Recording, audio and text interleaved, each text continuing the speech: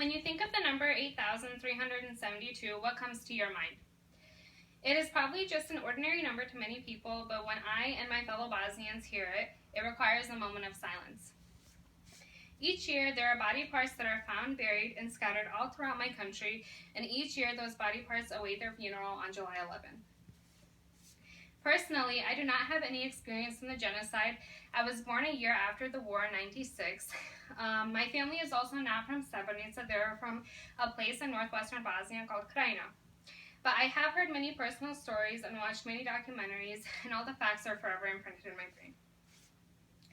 I will discuss the actions that led up to the Balkan War and the genocide, what happened during the war, and the aftermath of the war. I will first discuss what happened that led up to the war. There were many actions that led up, but there were three main indicators. First, Yugoslavia was founded in 1943, right after World War II. Yugoslavia was made up of 6 republics, which included Bosnia, Serbia, Croatia, Slovenia, Montenegro, and Macedonia. It was an economic success story from 1960 to 1980. The economic success eventually ended after Tito's death in 1980. Slovenia and Croatia declared their independence in June of 1991, which instigated the war.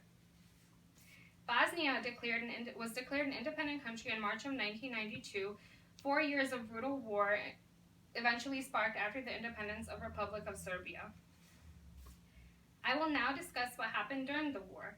The atrocities in the war are described mainly as an ethnic cleansing. Serbs wanted to perform ethnic cleansing in northern, eastern, and western Bosnia, which would eventually they would make their way up to Serb Krajina, which is in and around parts of Croatia. The United Nations had early knowledge of such ethnic cleansing, but took no action, resulting in thousands of Bosnian Muslims losing their lives, their children, and their homes. Srebrenica, which is located on the eastern side, very close to Serbia, by far had the largest death toll of 8,372.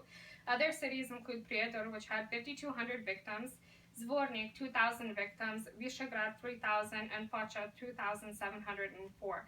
There were many other villages and cities surrounding, but those are a few to be named.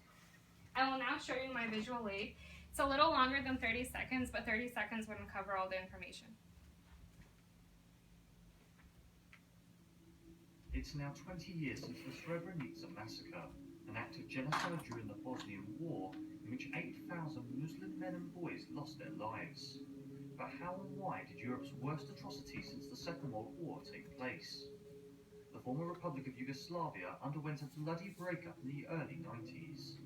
Bosnia became the major battleground in a violent and bitter multi-sided war. 100,000 people were killed as Bosnian Serb forces carried out an ethnic cleansing campaign of Bosnian Muslims across large parts of the country. Srebrenica, a town in eastern Bosnia, was declared one of the United Nations 6 safe havens for Muslims fleeing the conflict. The town's population swelled to 60,000, but they had little food, water, or medical supplies. On the 11th of July 1995, Bosnian Serb forces entered Srebrenica. Many women, children, and elderly Muslims were put on buses and sent away from the town. The 8,000 men and boys left behind were slaughtered. For many in the country, it is a wound that is yet to heal. 20 years after the killings, mass graves are still being found, with the bones of more than 1,000 victims yet to be discovered. A recent UN resolution to classify the killings as an act of genocide was vetoed by Russia, a move which pleased Serbia but angered the thousands who lost their loved ones in the tragedy.